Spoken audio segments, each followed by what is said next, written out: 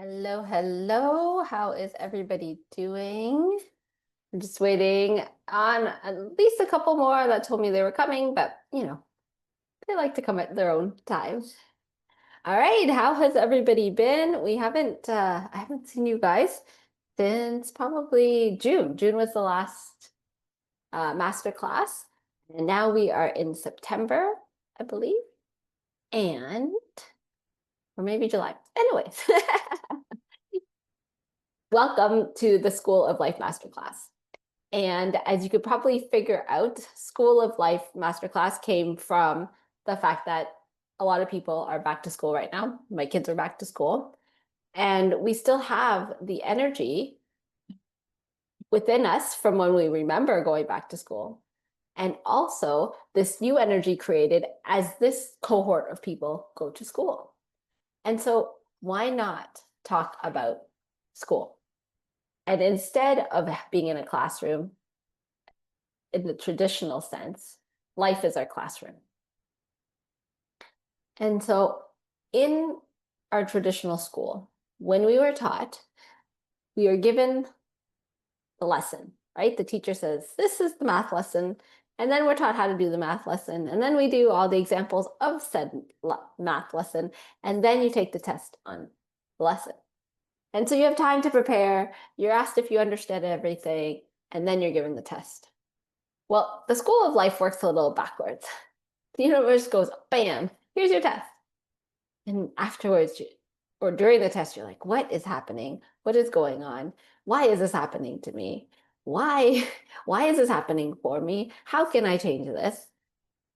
And then you realize, oh, afterwards, this is what I learned from it. This is who I became in the process of it.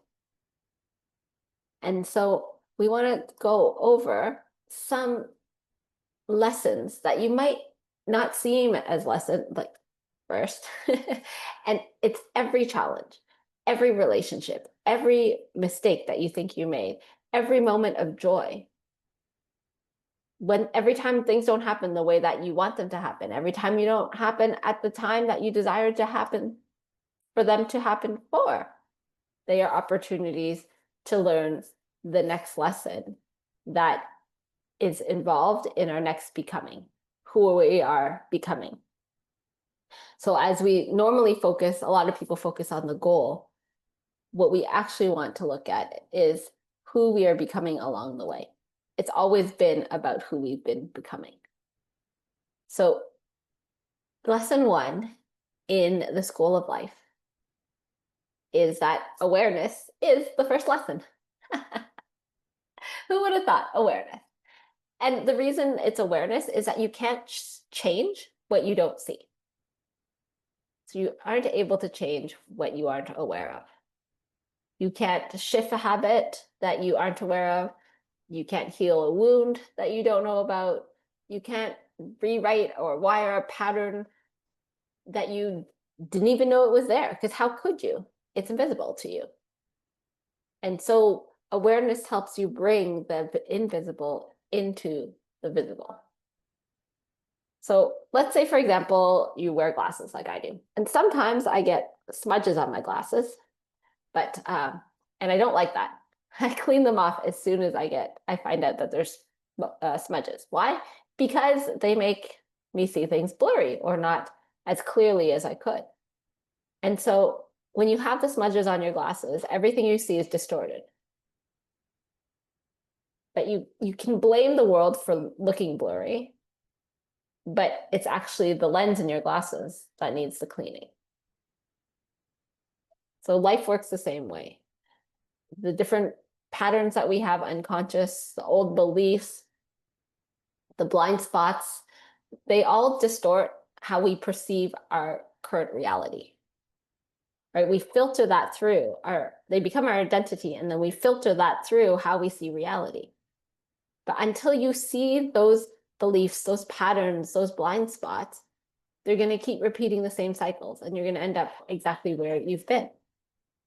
And that's sometimes why we keep circling back to the same lessons, to stay in the same type of relationships, stay in the same struggles with finances, have the same emotional triggers, And remember, life is mostly more patient than we are, right? It is willing to hand you that same test over and over and over again, whether you like it or not.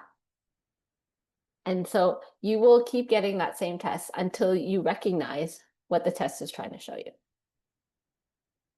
So when we go from the unconscious, something we aren't even aware of, to the conscious, that's when we have choice. That's when choice comes into the picture. So the awareness isn't to fix something right away. So we don't just because you're aware of something, it doesn't mean it's instantly fixed. But what it does is it gives you that power to choose. Right? Before you're aware of a pattern, the pattern runs inside of you. You're not even aware of it. Once you're aware of it, you can see the pattern. And only then can you decide, do I choose differently?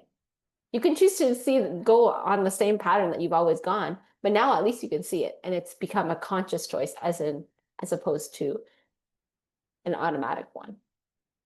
And so the awareness, what it does is it builds a gap between the stimulus and response. And the bigger the gap, it allows you to think or to make that choice and be, which one of these options do I desire? And the longer you can stay in that gap between the stimulus and response, the more choices will come to you. As you raise in your level of consciousness or awareness, you have access to more choices. Even the example before, like changing the questions that you ask, will give you a different response. So if you're saying, why is this happening to me? That'll give you a response. Your brain will go, oh, it's because, you're not worthy. It's because you make bad decisions. It's because whatever. When you say, why is this happening for me? Your brain goes in search of that response. And when you say, how do I create this? Like, how do I happen for life? That's another completely different response that you would get based on your level of awareness. So one of the breathwork patterns that can help you build that gap, that time between the stimulus and the response, is just what they call a 4-7-8 breath. Okay, so you inhale for 4 breaths. We're going to do it in a second. You inhale for 4, hold for 7, and breathe out for 8. 4-7-8. You inhale for 4 breaths, you hold for 7, a count of 7, and then you breathe out for a count of 8. So let's give that a try. Okay. So we're going to inhale for 4.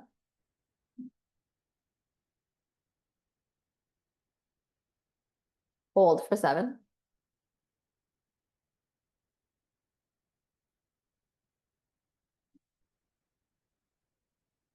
And then exhale for 8.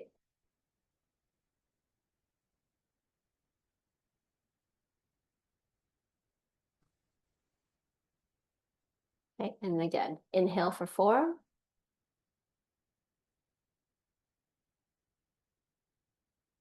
Hold for 7.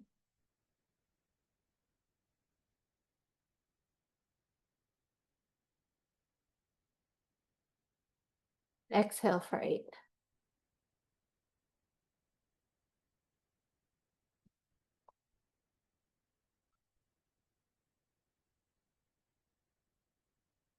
Good. So again, that's the 4-7-8 breathing pattern. Hello and welcome to those who are just hopping in. We've been doing a little bit of breath work. We're talking about how to bring awareness. The first lesson, or one of the first lessons we're going to talk about in the School of Life, is awareness. And in awareness, what it does is it allows us to bring something that was happening on an unconscious level to a conscious level. And in doing so, we can make a choice. And the awareness itself isn't what allows us to make a choice. It's the time. It is time between the stimulus and the response. And so in between stimulus and response, we're doing this breath pattern or this breath work where we inhale for 4, hold for 7, and exhale for 8. So it allows us to be able to bring calmness to ourselves for the awareness before we react. And so you can watch, if you miss the breath work, you could just watch it on replay. The journal prompt I want you to ask yourself is, where are you on autopilot in your life? Where are you on autopilot in your life?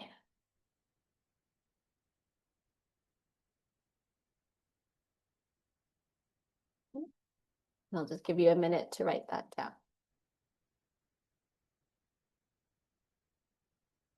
You want to talk to us and leave us a message in the chat, you can, or you can take yourself off mute if you also want to contribute verbally. Where are you on autopilot in your life? So that sounds like an awareness question. Yes, it is an awareness question. What would you say, Brent? I have no idea. Like I'm too locked in my habits. Okay. That's a great one. So tell me about a habit that you are locked into. Just one. No idea. Totally unconscious to it is what I'm saying. So I mean, you ask a question, Yeah. a valid question, and my answer is duh. I knew you'd like that. So no, I mean, it's easier possibly for someone else to notice something or ask someone to notice if they can see how I might be on automatic pilot, but I'm totally unaware of, at this moment anyway, any of my automatic pilots. I'm just saying I must have some Okay. because that's what helps make life work. Yes. In this iteration of who you are. So Yeah, let's say for, correct. Okay, so what is your morning routine like? Let's even go like that. Do you have a set morning routine? Do you have something that you do every day? Yes, I have a morning routine before I get onto my already scheduled for the day. Okay. And when you do your morning routine, are you doing it on autopilot, or is there, how do you bring an element of awareness to your morning routine? Well, I started a new routine about 6 months ago, and so I wrote it down. So I no longer need to write it down. I Okay. no longer need to go to that note. Yeah. So I have a morning routine that I did write down, and I don't do that anymore. Okay, So excellent. I guess it's into the routine. It's sort of locked in. Yes. Yeah. Good. And so your morning routine for this version of you is currently locked in. Awesome. So there are different things that you can do about it. So you can either bring more awareness by consciously saying, okay, what part of this routine do I enjoy? What part of it do I not enjoy? Is there a part that I want to keep? Is there a part that does no longer serves me? But to like review what is already there. Correct. Okay. Okay. So you can see what patterns are there. You could also ask yourself, what happens if I don't do my routine? And experiment and see who you are without that. See, it's the connection to who I am. So sometimes, depending on the schedule of the day, okay, I'm too busy and I'll forfeit the morning routine and just like get on with the day. And then which version of you shows up?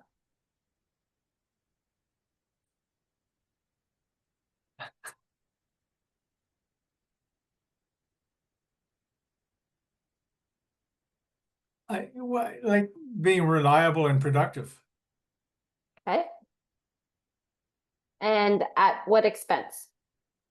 What expense? Well, Yes. So if you give up your routine in order to be more reliable and more productive. well, if I give up the morning routine, which is like a little meditation, physical fitness routine, then if I do that for 3 or 4 days in a row, I notice my physical body is a little bit more fatigued. That's all. Okay.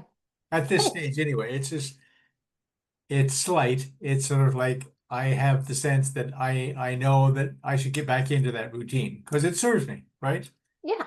So when I'm out of it for 3 or 4 days, then I just have this, I mean, I put the routine in there for a reason. Yes, of course. Yes. Okay. So then when you are, so that's one area that you have now put on autopilot because now you don't need the thing anymore. And, you know, I have revised it sometimes once or twice a year, depending on, because there's other routines that come Mhm. in the day. So it can, it's not like it's locked in, but I choose to lock it in for a Yes. period of time. Excellent. So that's an awareness. And also that is an area that you have now put on autopilot. Correct. Okay. So maybe some other patterns to observe are maybe you have, certain foods that you always make, or maybe you have a certain routine at night, or maybe you have a certain way. You just want to observe where you have put yourself on different Okay. autopilot. It's just the term, the term has a slight negative connotation to it. And sort of like, no, I don't have any autopilots, right? However, I do, right? Yeah.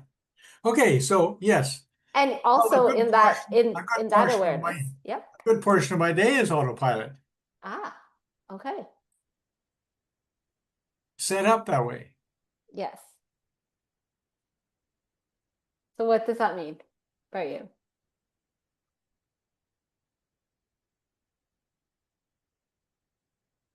Well, it puts me in control of my life and my health and well-being. Yes. The autopilot does.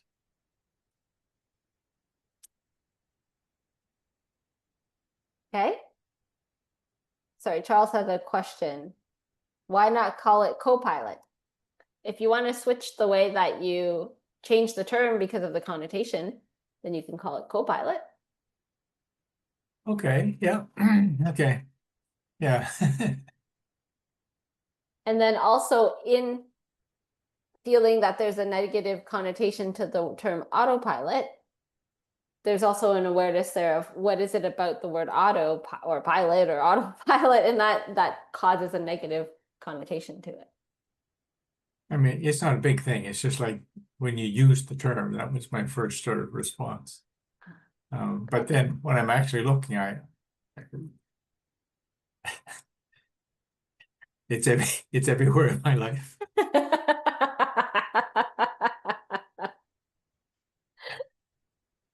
Good awareness, Fred. Good awareness. So I mean, yeah. Okay. I love the awareness in how it is about there's an element of control there too, right? And yet we know there are things that we can't control, and there are surprises, and there are, and some of the best things that pop up are the surprises, or time for creativity that's spontaneous, right? That's usually what bumps the the autopilot routine Mhm. off schedule. But I notice it because the routine serves me, and I notice like when I said when it's like 2 or 3 days in a row, but I'm sort of habits are habits. I mean, we sort of like to get back into it once I've established it because it works. Yes, and so these are great for habits that serve you, right?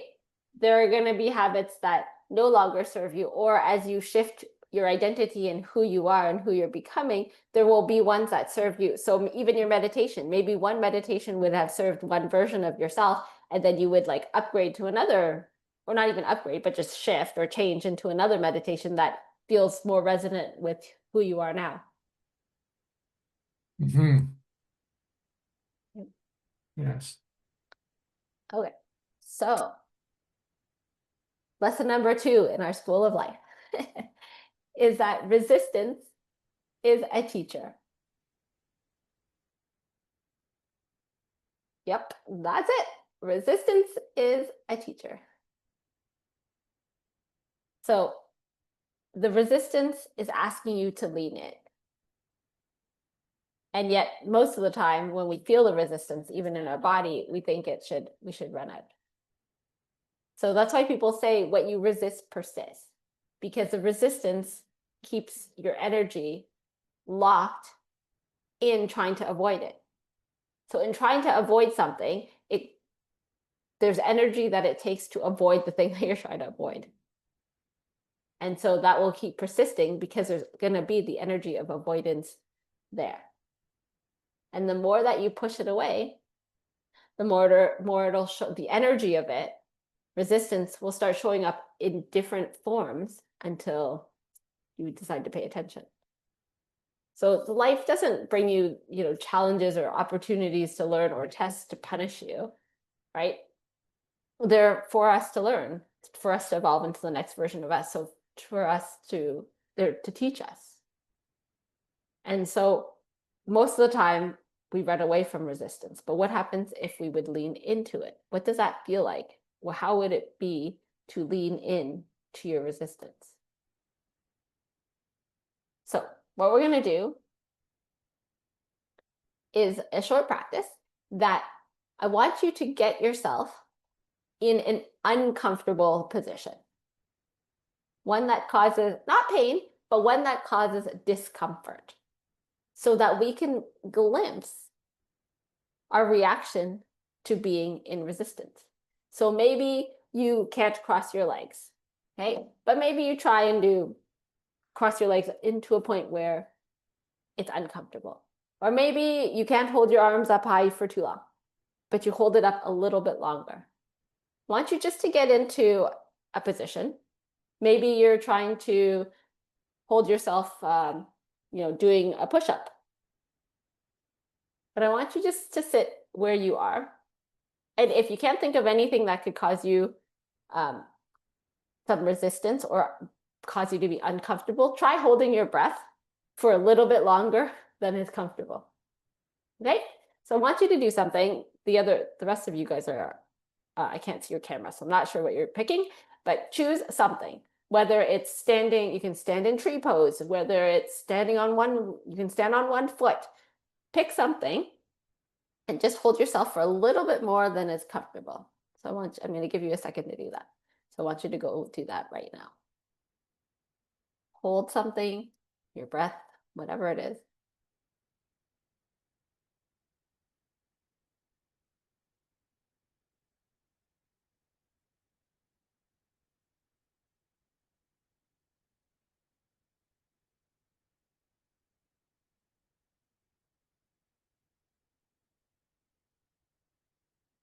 All right. What was your experience of that? What would it like for you to hold something, whether it's a position, whether it was your breath, a little longer than what was comfortable?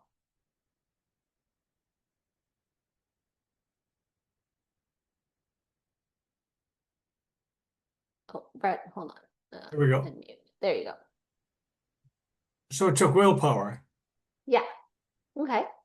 Where did it feel uncomfortable in you? What did you choose, first of all? I just chose the breath. I thought that was the Yes. easiest one to do. Okay. Absolutely. Where did you how did you know it was uncomfortable?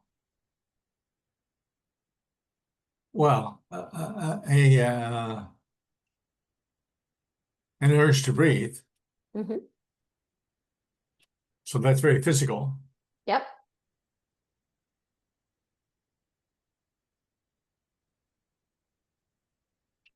Did you have to tell yourself anything? Oh, well,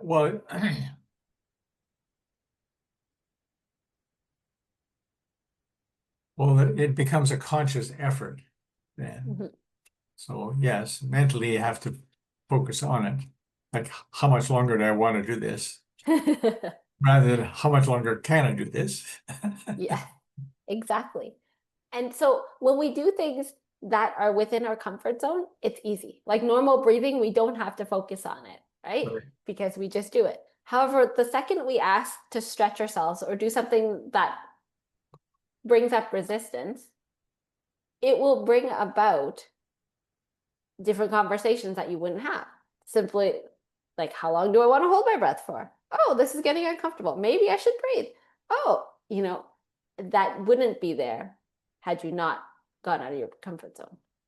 Correct. And also you practice the resistance to it, right? You build up resistance, because if you were to do this longer, you'd be able to hold your breath longer the more that Correct. you practice, right? Before needing that next breath.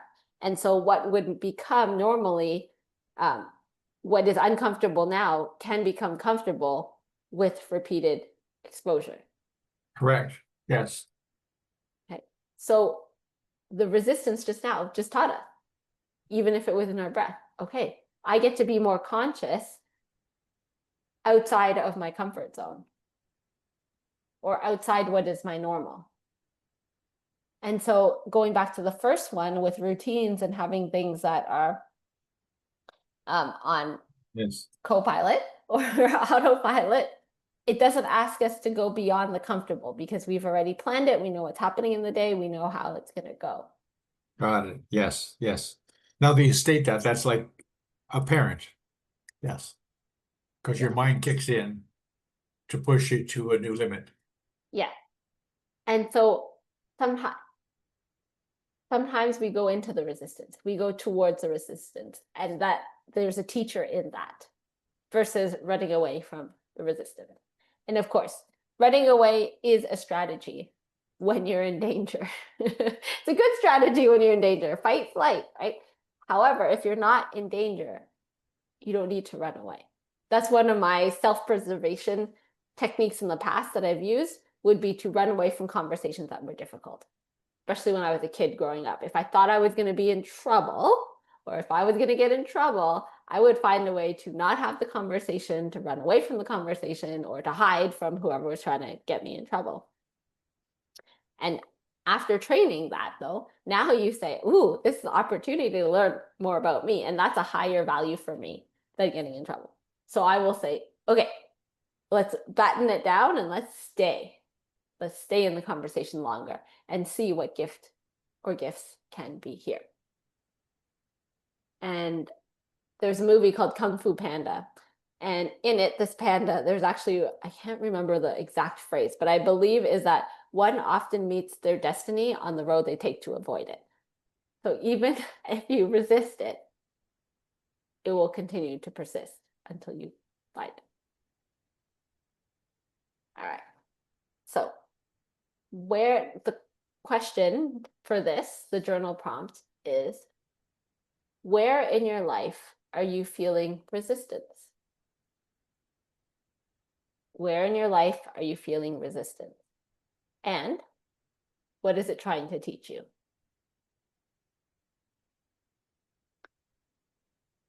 Where in your life are you feeling resistance? And what is it trying to teach you? So when you're watching on replay, for those of you, you're going to pause, and I want you just to contemplate this. Where in your life is resistance showing up? And the big three areas that usually come up are either in health, in relationships, or in the finances. Okay, so those are three areas for you to look at. Now, that doesn't happen for everybody, but the majority of the patients or people that I see talk about one of those big three. Okay, so that's an area to give you a clue in. And usually you'll be like, oh, okay, right now in this season of my life, it's a finances, or it's a health issue, or it's a relationship issue. So once you feel that, where are you resisting it, and what is it trying to teach you? Okay. Lesson number 3 in the School of Life. There is always a choice. So even when you can't choose what happens to you, for you, all of that, you can choose your response. You always have a choice in how you respond. Even something in the past, if something happened to you, you can't change the past, but what you can do is change how your relationship to your past. Okay. So life doesn't, as we know, give us a lot of opportunities to always choose what happens, right? There's challenges, there's loss, there's surprises. That's all part of the curriculum that we have in this School of Life. But no matter the circumstances, your power comes from your ability to choose your response, and then that shapes your experience. So where a lot of people would choose panic, you can choose presence. Where people would choose to judge, you can choose compassion. Right? Where you're frustrated, you can choose the opposite and find patience. So there's always a choice in that moment. And also, the moments can be dualistic. There can exist both anger and happiness at the same time. You can hold multiple emotions, multiple circumstances that happen at the same time. Imagine winning the lottery. Some people are like, yes, that'll be so happy. Like, I'll be the happiest day of my life. And then other people will be like, oh, what happens if I did win the lottery, right? There could be, so you can just choose to focus on which emotions that you desire, but there's always both. You know, for every problem, there's a solution to it. For every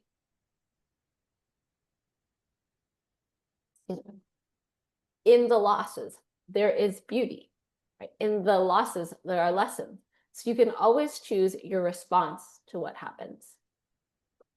As many of you know, my mom passed away at the end of May. And although there's obviously a lot of sadness involved, there was also at the same time gratitude. You can hold both emotions at the exact same time. There's gratitude that she's no longer suffering, right? And then it'll bounce into sadness, and then it'll bounce back into something else, and then you'll see something funny. On the day she passed, I also laughed. There were moments, not many, that were funny, but I also laughed on that day too. So you can open yourself up to all of it. There's always duality. So if you're in the focus of one of them, there's also the other. And so that is your choice. That is the freedom that you have, is to choose how you respond to whatever is coming up. And in that space, you can ask, you reclaim your power. Go ahead, Brent. Sorry, repeat what the lesson 3 was, the words, the caption. Yeah. Lesson number 3 is you always have a choice. Well, there you go. Okay. I did get that. Yeah.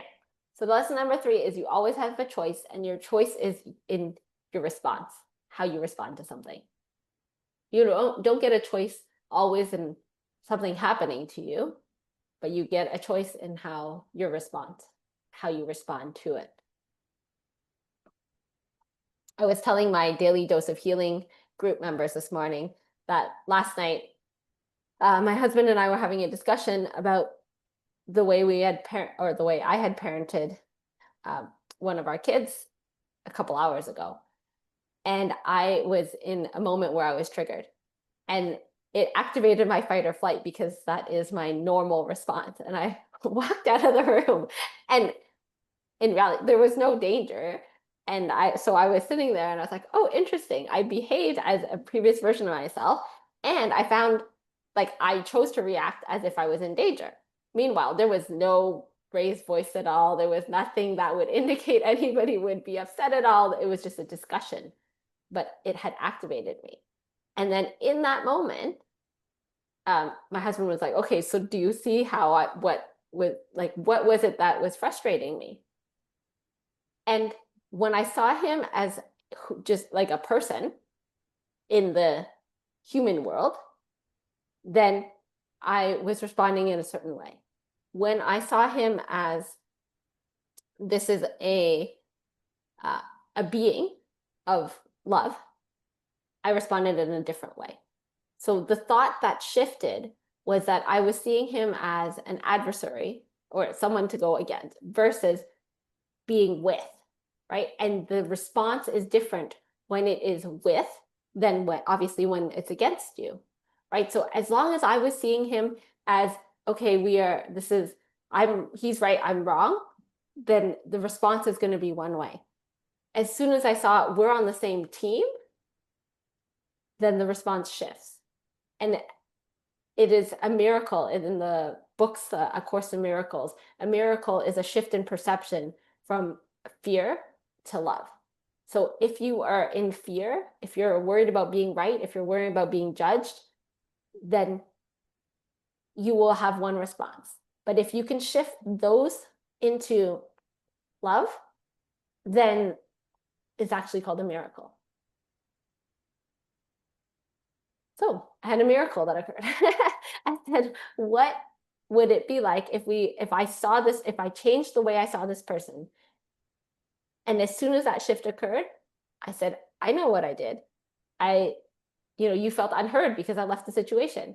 You didn't feel like, well, you felt slighted too because I ran away. And of course, I understand where that's coming. Like, I understand how you would feel that way. And in just understanding, the conversation was completely changed. But was there resistance? Yes. Did I run away? Absolutely.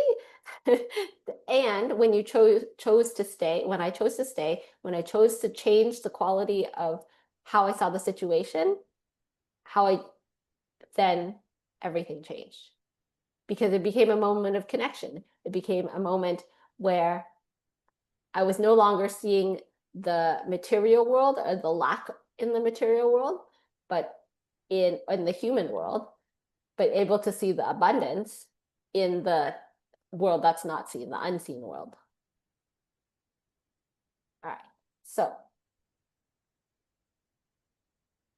where are you? The question, the journal prompt for this is, where are you acting out of habit? And what would an empowered choice look like?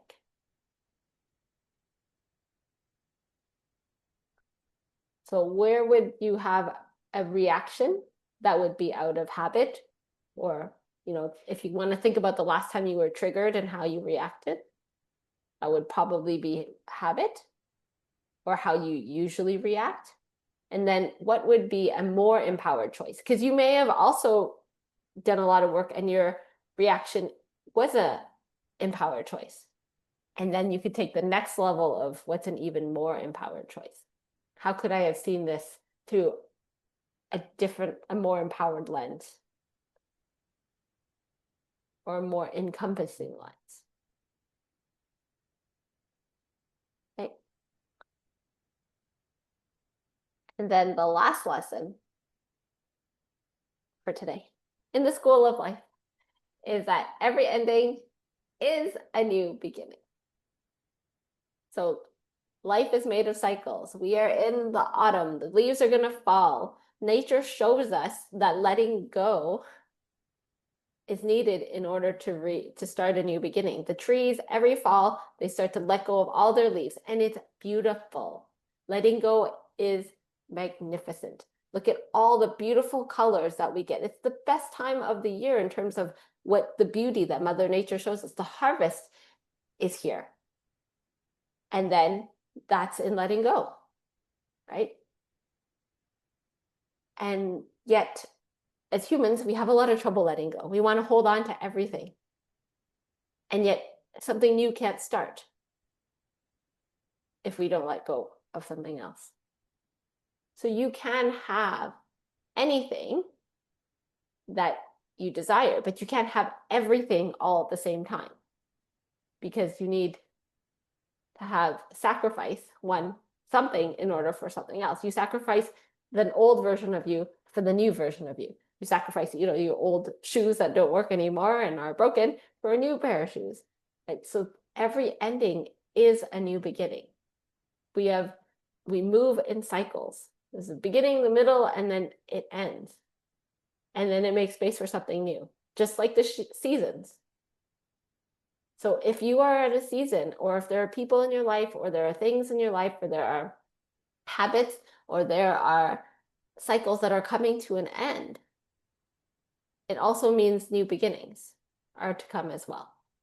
So we release them freely, even the people, whatever no longer serves this version of you that can't be taken into our next season, let's go, right?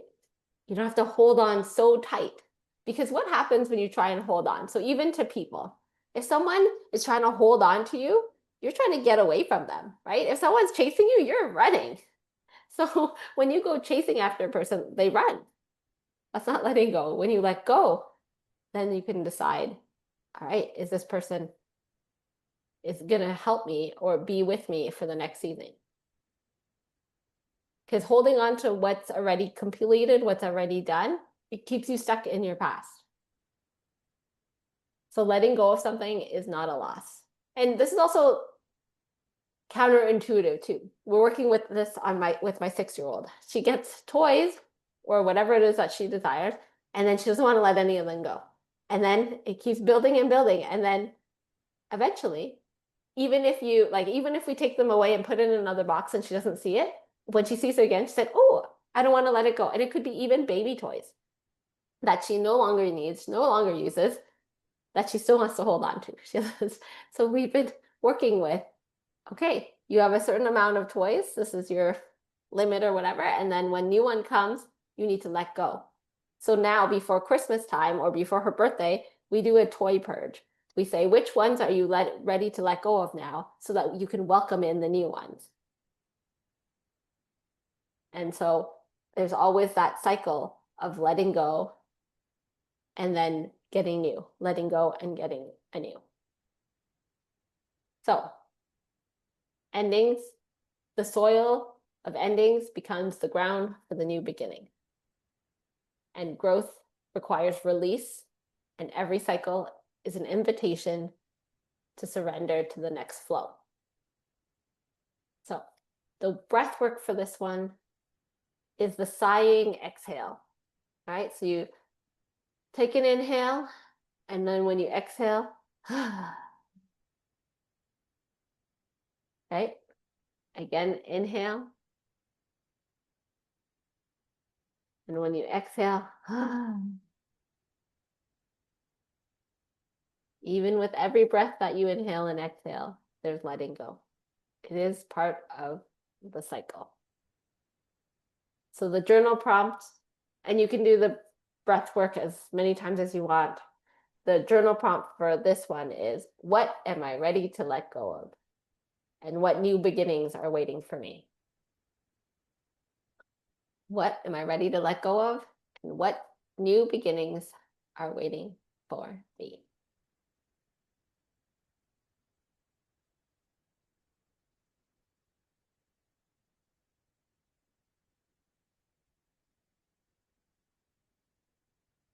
And that, my dear ones, takes us to the end of this month's masterclass. Next month, there will be another masterclass. I haven't yet downloaded or figured out a topic. So if there is one that you want to hear about, please send me an email or respond to the email that I'm about to send out with the recording, or even write a message in the chat. If there are topics that you would like me to focus on, if there's something you want to learn more about, excuse me, then please let me know, because otherwise I will make them up myself. Any questions, any comments, any feedback? That was great. Thank you. Thank you for coming, Brent, and we will see you all next month. Bye.